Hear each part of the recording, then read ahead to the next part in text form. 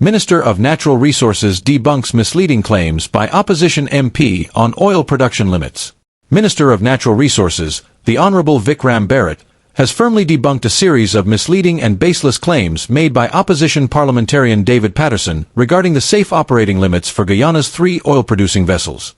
In a series of questions submitted to the National Assembly, Patterson erroneously claimed that the safe operating limits for the Liza Destiny vessel, as per its environmental permit, is 120,000 barrels of oil per day, BPD, while the limits for Liza Unity and Prosperity stand at 220,000 BPD each.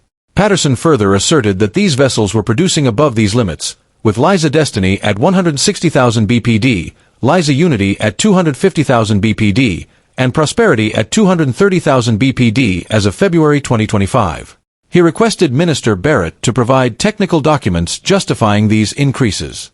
In a comprehensive response, Minister Bharat categorically refuted Patterson's claims, clarifying that the environmental permits for these vessels require adherence to conditions specified within the permits, as well as the operating parameters and environmental limits outlined in Environmental and Social Impact Assessment, ESIA. Minister Bharat explained that the ESIA forms the foundation of the environmental permits, addressing the maximum expected production rates and associated impact assessments. He noted that it was under the previous APNU plus AFC administration, of which Patterson was a part, that the Liza Phase 1 ESIA was approved, allowing a maximum production rate of 144,000 BPD for the Liza Destiny floating, production, storage, and offloading FPSO vessel. This rate has been further supported by additional studies mandated by the Environmental Protection Agency, EPA, to assess the impacts of higher production at Liza Destiny. Furthermore, Minister Bharat highlighted that the Liza Phase 2 ESIA, also approved under the APNU plus AFC regime, set a maximum production rate of 300,000 BPD for the Liza Unity FPSO. Under the current PPP/C administration, the Payara ESIA was approved with a maximum production rate of 264,000 BPD for the Prosperity FPSO. Minister Bharat expressed surprise at Patterson's inaccurate statements, especially given that the ESIAs and their corresponding environmental permits were subject to public consultation and are readily accessible online.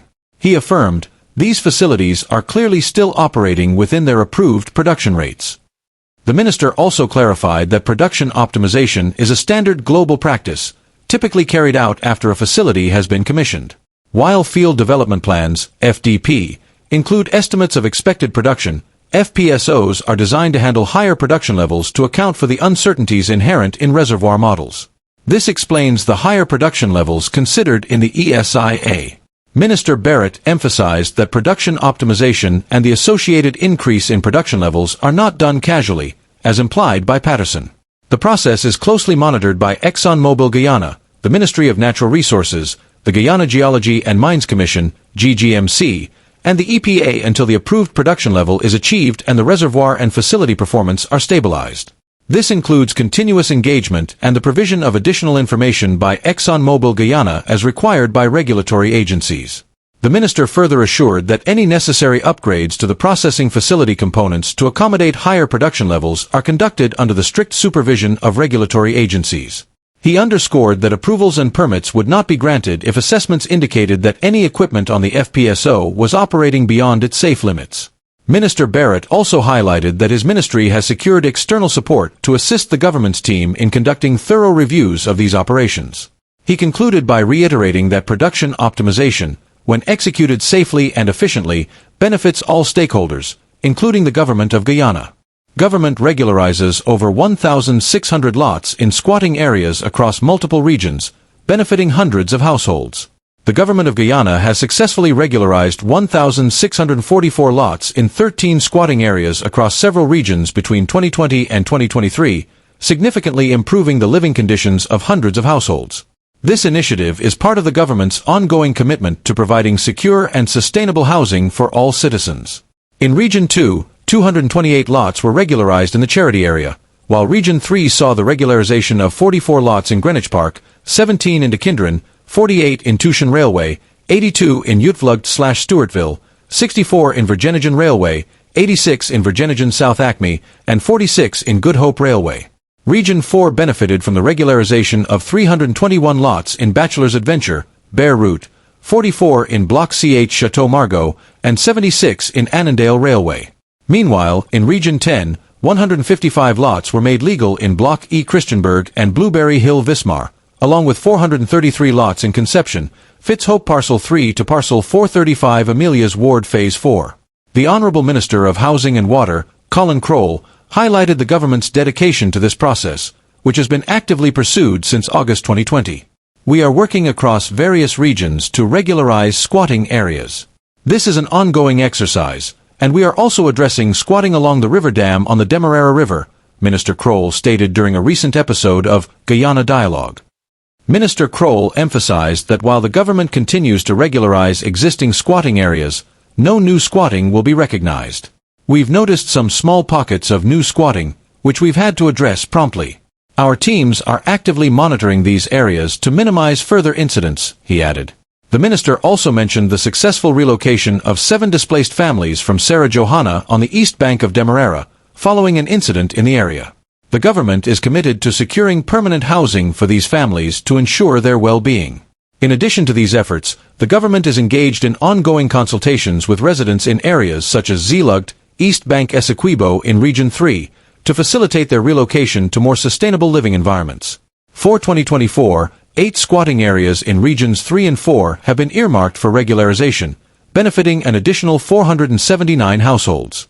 These areas include 16 lots in Philadelphia Railway, 18 in Barnwell Railway, 34 in De Willem, and 71 in Virginogan/Tushen in Region 3. In Region 4, 51 lots in De Endracht Railway, 52 in Vigilant/Bladenhall/Strathspey Railway, 15 in Beterverwagting Railway, and 222 in Mocha/Arcadia are slated for regularization. This ongoing initiative underscores the government's unwavering commitment to improving the standard of living for all Guyanese by providing secure and legal access to land and housing. Government committed to modernizing national drainage and irrigation system, says Agriculture Minister. The government of Guyana is actively working to modernize the country's drainage and irrigation system, as part of its broader strategy to enhance agricultural productivity and safeguard communities from flooding. This was announced by the Honourable Minister of Agriculture, Zulfikar Mustafa, during a recent meeting with farmers from Prospect and surrounding communities in Region 5, Mahia Kaburbis. During the meeting, Minister Mustafa outlined the government's efforts to develop an integrated drainage system across the country. He highlighted the success of the high-level Hope Canal, a project initiated by the government prior to 2015, which played a crucial role during the 2021 floods. When the Hope Canal was first constructed, it faced criticism and was labeled as Jagdio's White Elephant.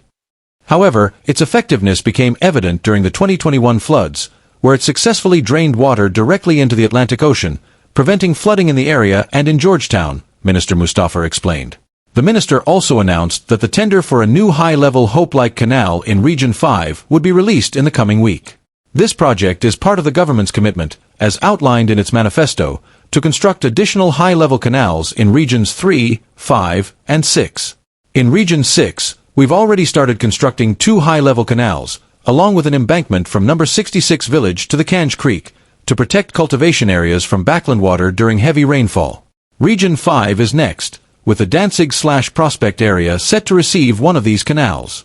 Additionally, we'll install several irrigation pumps to ensure sufficient water supply for farmers, working in tandem with the new canal to prevent flooding, Minister Mustafa added. He also mentioned the construction of a new pump station at Cottage, which will contribute to the long-term development of the area. Addressing the medium-term plans, Minister Mustafa assured farmers that their requests for infrastructural upgrades to drainage and irrigation systems, as well as the clearing of canals, would be prioritized. He emphasized the importance of conducting proper analysis and surveys before deploying machinery to the areas. The National Drainage and Irrigation Authority, NDIA, will be working closely with local teams to assess the situation. Once the surveys are complete, machinery will be designated to carry out the necessary work. I am optimistic that within a month, these projects will commence, Minister Mustafa stated. The meeting provided an opportunity for farmers to raise concerns and share their ideas with the minister, who reaffirmed the government's commitment to addressing these issues promptly. Tourism will be a pathway to financial empowerment for Region 2. The Essequibo coast, renowned for its stunning landscapes, is on the brink of becoming a major tourism destination, bringing new opportunities for financial empowerment to the residents of Region 2. This potential was strongly endorsed by the Honorable Minister of Tourism, Industry, and Commerce, Wanij Walrond, during a recent outreach to the region. Minister Walrond, accompanied by Senior Minister in the Office of the President with responsibility for Finance and Public Service, Dr. Ashni Singh, engaged with key stakeholders, including representatives from the Amerindian communities of Lake Mainstay and Kapoi, as well as the Essequibo Chamber of Commerce and Industry. The discussions focused on the vast potential for tourism in the region and the government's commitment to making it a cornerstone of economic growth.